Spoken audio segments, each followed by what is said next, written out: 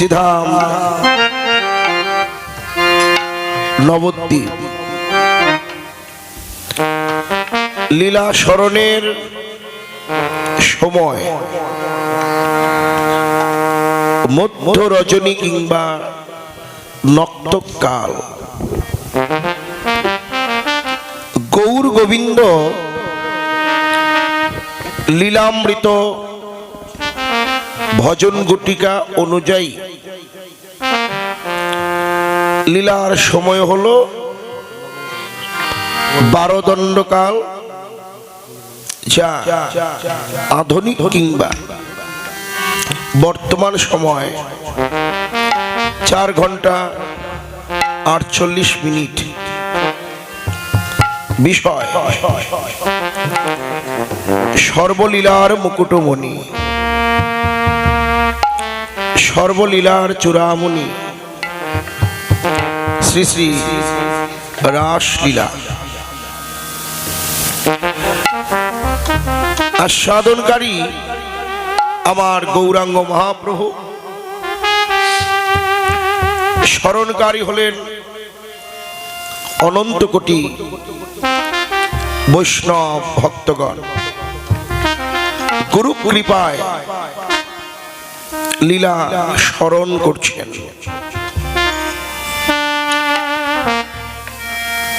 পরমারাধ্যতম গুরুদেব ডক্টর মহানামব্রত ব্রহ্মচারী তিনি বললেন, প্রতিটি জীবের মধ্যেই ভগবান সূক্ষ্ম পরমাত্মা রূপে বিরাজ করছেন, আর সেই পরমাত্মার একমাত্র খাদ্য কিংবা খোরাক হলো ভগবানের নাম, ভগবানের লীলা, ভগবানের রূপ গুণ, এগুলো স্মরণ মনন করা। আজকে আপনারা ইন্দ্রিয় সুখ বিসর্জন দিয়ে এই মধুময় বৃন্দাবনে রাত জাগরণ করে ভগবানের অপ্রাকৃত নিত্যলীলা স্মরণ করছেন। সেই নিত্যলীলা স্মরণের মধ্য দিয়ে আপনাদের পরমাত্মা রূপে যে ভগবান দেহে বিরাজ করছে তার খোরাক লাভ হচ্ছে। মহানামব্রতজি আরো বলল যে ঘরে বসে 1 বছর আমরা বিভিন্ন পূজা পার্বণ, ত্রিসন্ধ্যা গায়ত্রী, বিভিন্ন ব্রত করে যতটুকু ভক্তি লাভ হবে, যতটুকু এই পরমাত্মারূপী ভগবানের খোরাক লাভ হবে, তোমরা যদি একদিন এক রাত্র মানে দিন রাত 24 ঘন্টা, সারাদিন সারা রাত যদি এই গৌর গোবিন্দের অপ্রাকৃত লীলা, এই অষ্টকালীন নিত্যলীলা যদি স্মরণ করতে পারো, তোমাদের 1 বছরে পরমাত্মার খোরাক একই দিনে লাভ হয়ে কৃষ্ণ হরি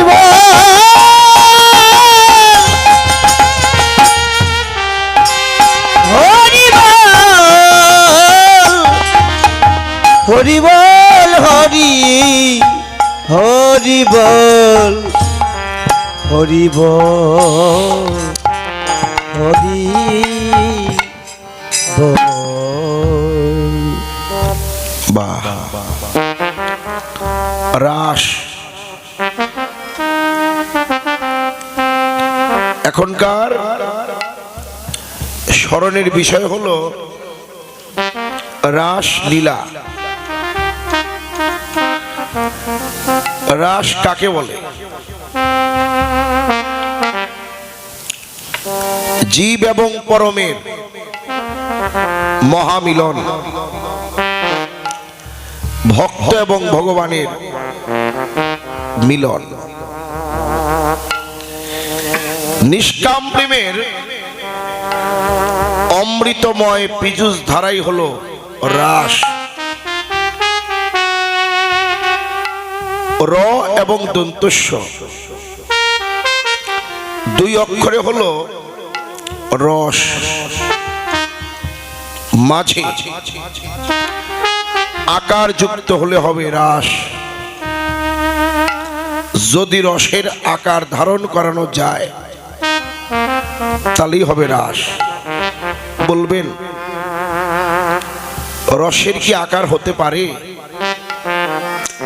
এই জগতের রস দিয়ে একটু ব্যাখ্যা করি। আপনি বাজারে গেলেন, রস আপনি ক্রয় করলেন, মূল্য যাই হোক, চুমুকে আস্বাদন করলেন, পান করলেন। ওই রস বাড়িতে আনেন, একটা কড়াইতে ঢেলে অগ্নি জেলে চুলায় ওই রসটাকে ভালো করে জাল করেন। জাল করতে করতে ওই রস এক সময় একটু গাঢ় হবে, ঘনীভূত হবে। ঠান্ডা করেন, ওইটা একটা আকার ধারণ করবে। কি আকার? গুড়। এবার যে রস আপনি ক্রয় করে চুমুকে পান করেছিলেন, ওই রসকে যখন আমি বাড়িতে এনে জাল করে গুড় করলাম বা করলেন, যে রস আপনি চুমুকেই আস্বাদন করলেন, ওই রস যখন গুড় আকার ধারণ করবে তখন কিন্তু আর গিলে খাওয়া সম্ভব না, অত সহজে খাওয়া সম্ভব না। দাঁত দিয়ে চিবিয়ে কিংবা পুনরায় সেটাকে জলের সঙ্গে গুইলে তারপরে খেতে হবে। ওই যে ওইখানে গুনগুন গুনগুন করে আমার ওইখানে চোখ গেলে আমার কীর্তনের ভাব নষ্ট হয়। একটু নীরবতা পালন করেন। এখন কি বলছিলাম? কথাগুলো খুব মূল্যবান, শুনবেন না? নিজেই ওই রাত জায়গা কোনো লাভ নেই, আপনার ঘুমাই থাকেন গা। এই কথাগুলো প্রায় বলি না। এখানে আছেন অনেক বৈষ্ণবেরা, গোড়ায়ের ভক্তরা আছেন এখানে, যিনি রাসের সম্রাট, তার অঞ্চলের ভক্তরা। রাস কি জেনে রাখেন।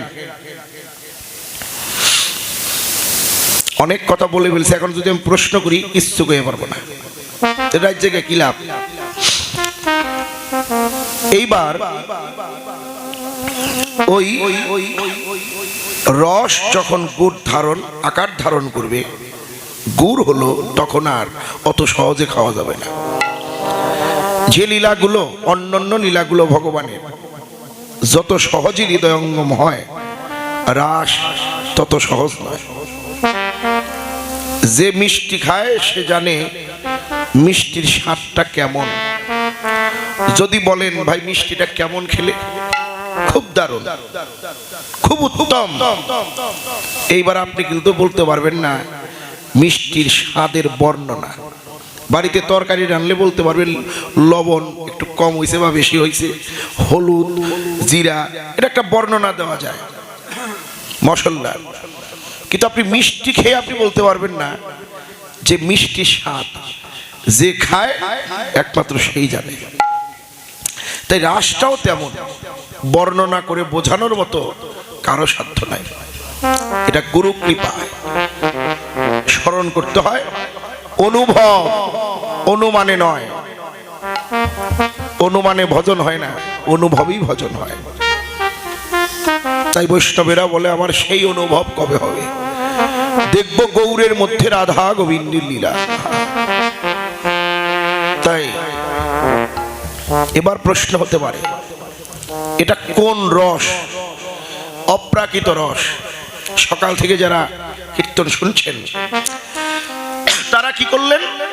রসজ্ঞ বৈষ্ণবেরা প্রতিটা লীলার রস তাদের হৃদয় ভাণ্ডে সংরক্ষণ করেছেন। এবার সারাদিন কীর্তন শুনলেন, রস ভাণ্ডে ভরলেন। এবার জাল না করলে তো আর রাসে যেতে পারবেন না। জাল করবেন কি দিয়ে? অনুরাগের তাপে। তাহলে এই অনুরাগ কোথায়? রূপের পরেই হয় অনুরাগ। এই অনুরাগের সময় রূপ তো শোনেন না, রূপের সময় ঘুম পারেন যে একটু ঘুমে এলোই রাসের সময় যাবো, কিন্তু না, রূপ শুনতে হবে। এই অনুরাগ না শুনলে রাসের রস আস্বাদন অনুভব হবে না। তাই কি করতে হবে? ওই অনুরাগের পথগুলা কি? অল্প বয়সে মরো, কি এগুলোই আছে না? তাহলে এটা আমাদের দুর্ভাগ্য। এগুলো কীর্তনিয়া স্মরণ করবে, আমরা শুনবো, তাইলেই তো হবে রাসে যাবার সার্থকতা। আর যদি এগুলো না স্মরণ হয়, কীর্তনের রসভঙ্গ হবে। এই মূল রূপের অনুরাগের মূল পদই হইল এটা। তাহলে তখন ভক্ত কি করে? ওই অনুরাগের তাপে তখন তার ওই রসকে সারাদিন ভরে যে কীর্তন শুনলেন, রস হৃদয়ে ধারণ করলেন, ওই রস তখন জাল করতে করতে যখন আকার ধারণ করবে, তখনই আপনি রাস লীলা স্মরণের যোগ্য অধিকারী হবেন। হরি বল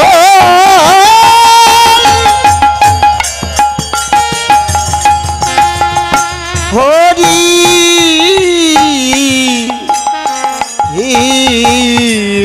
বল হরি বল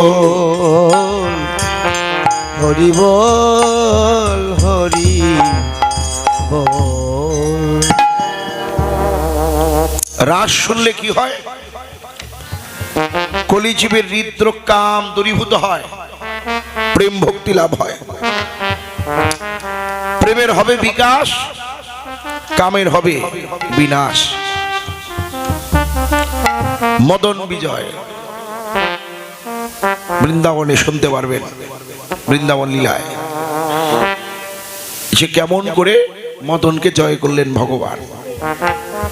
এক কথায় কামের দর্পকে চূর্ণ করবেন ভগবান, প্রেমের উদয় হবে ভক্তের হৃদয়ে। তাই সেই রাস আপনারা স্মরণ করুন, আপনাদের জীবন আপনারা ধন্য করুন, আর আপনাদের চরণ ধূলি দান করে আমাকে ধন্য করুন। প্রথমেই তদচিত গৌরচন্দ্রিকা, গৌর নৃত্য করছেন কেন? পূরবের ভাবে বিভোর হয়ে। নর্তক রাস সেই ভাব গৌরের মধ্যে জেগে উঠলেন। যখন ব্রজভাব জেগে উঠলেন, বৃন্দাবন লীলা গোরার মনেতে পড়িল, মনেতে পড়িল যমুনার ভাব সুর সুরধ্বনি রে করিল, সুরধ্বনি রে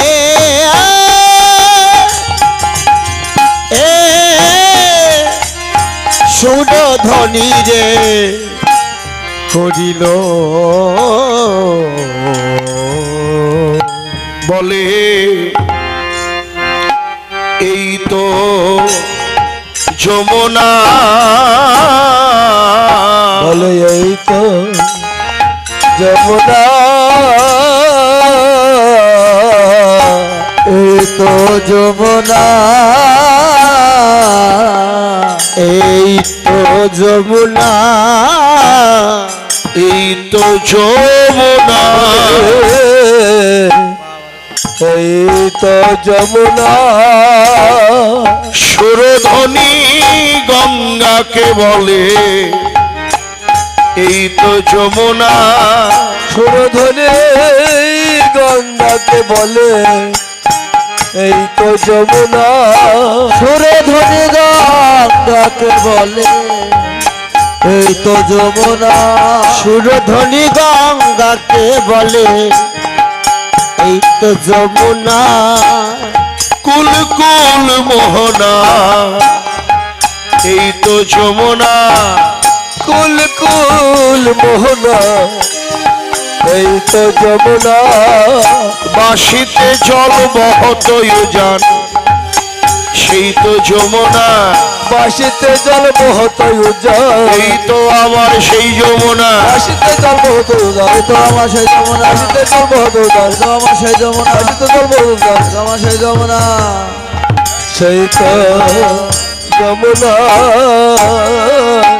চাঁদ মুখে হরি বলে বলে কাঁদিতে দিতে দিতে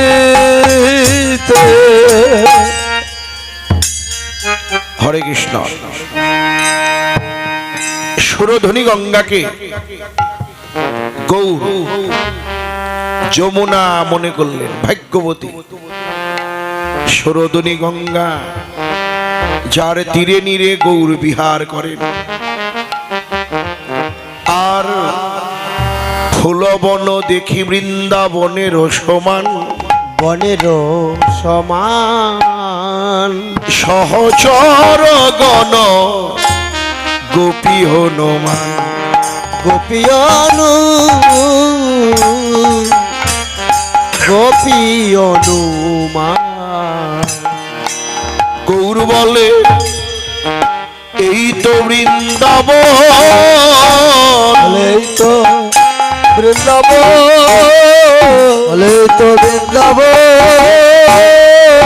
এই তো বৃন্দাবন নিকুঞ্জ কানন এই তো বৃন্দাবন নিকুঞ্জ কানন এই তো বৃন্দাবন নিকুঞ্জ কানন এই তো বৃন্দাবন নিকুঞ্জ কানন এই তো বৃন্দাবন সাধু গুরুর আগমন সেই তো বৃন্দাবন সাধু গুরুর আগমন সেই তো বৃন্দাবন সাধু গুরুর আগমন সেই তো বৃন্দাবন সাধু গুরুর আগমন সেই তো বৃন্দাবন যেখানে হয় নাম সংকীর্তন সেই তো বৃন্দাবন যেখানে হয় নাম সংকীর্তন সেই তো বৃন্দাবন হয় নাম সংকীর্তন সেই তো বৃন্দাবন হয় নাম সংকীর্তন সেই তো বৃন্দাবন আনন্দ নিকেতন সেই তো বৃন্দাবন আনন্দ নিকেতন এই তো মধুর বৃন্দাবন আনন্দ নিকেতন মধুর বৃন্দাবন আনন্দ নিকেতন মধুর বৃন্দাবন আনন্দ নিকেতন মধুর বৃন্দাবন আনন্দ নিকেতন চাঁদ মুখে হরি বলে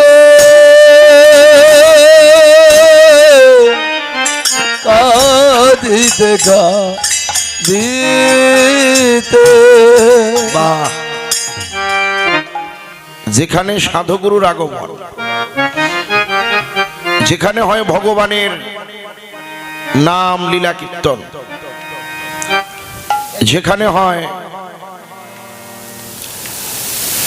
অনন্ত কোটি বৈষ্ণব ভক্তের আগমন সেটাই হলো নিত্য নব বৃন্দাবন। আজকে এটা কোনো গ্রাম নয়, আজকে বাইমাটি গ্রাম বৃন্দাবনে পরিণত হলো। আর কিছুক্ষণ পরেই নিশি প্রভাত হবে, এই মধুর বৃন্দাবন ধাম আর থাকবে না। আগামী বছর কারো কারো ভাগ্যে হতেও পারে, নাও হতে পারে। এই সেই বৃন্দাবন ধাম। যত পারেন এই বৃন্দাবনের ধূলিকণা অঙ্গে মাখেন, জীবনকে ধন্য করেন। ভাগ্য হয় কি আর না হয়। আজ সেই গৌরহরি ফুলবনকে বৃন্দাবন মনে করলেন, তার ভক্তদের পরিকরকে এবার তিনি গোপী মনে করলেন। গোপিকারা ডক্টর মহানামব্রত ব্রহ্মচারীজি বললেন, কৃষ্ণস্য কৃষ্ণত্ব রক্ষিত, যারা কৃষ্ণের কৃষ্ণত্বকে রক্ষা করতে জানে তারাই হলো গোপী। আর সহজিয়া ভাষায় যারা গোপনে গোবিন্দ ভজে তারাই গোপী ভব মাঝে। সেই গৌর হরি হরি নামের ধ্বনি করে তার ভক্তদের আহ্বান জানালেন। গৌর কি করলেন? গোলকের প্রেম ধন দিল সবারে চাচিয়া। সে গলে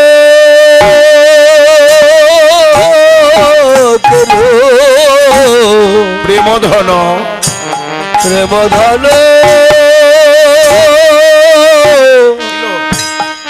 দিল সবার যা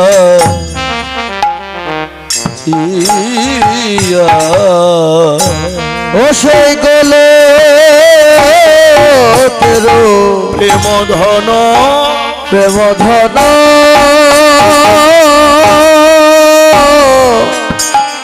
দিল সবার যা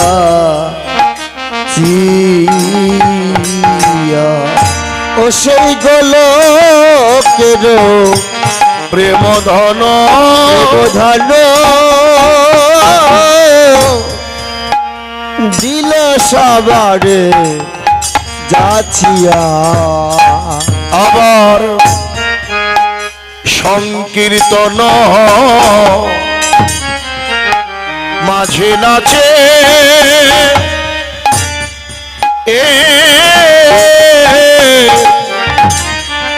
এবার হরি হরি বল বলিয়া এবার সংকীর্তন মাঝে নাচে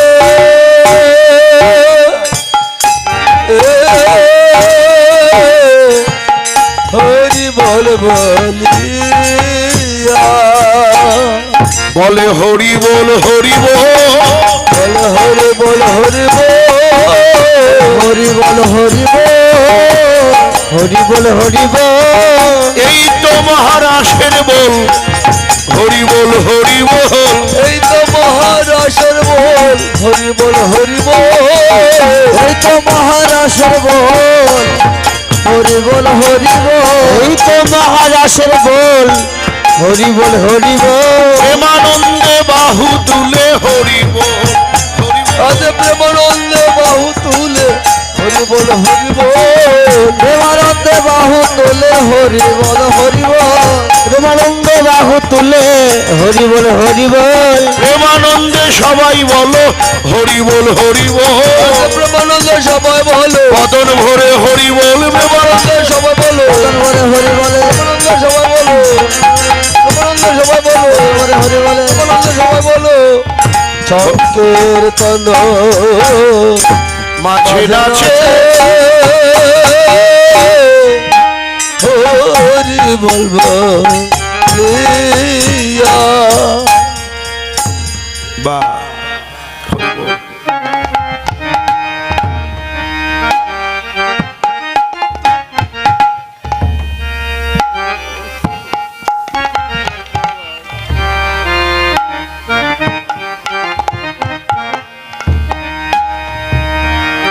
গোলকেরও প্রেমধন। গোলক মানে কি? বৃন্দাবন।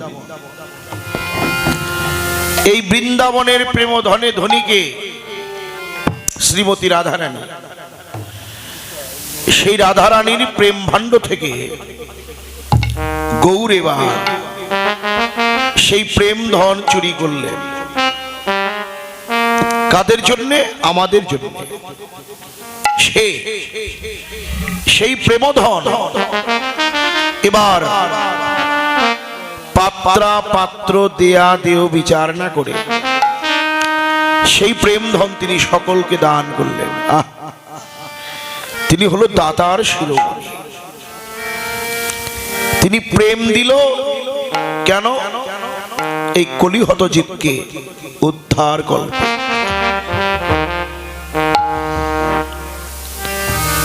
ডক্টর মহানামব্রত ব্রহ্মচারী বললেন, ইটের উপর ইট সাজালে হয় ইটের পাজা। সেখানে কিন্তু মানুষ বসবাস করতে পারে না। একটা ইটের সঙ্গে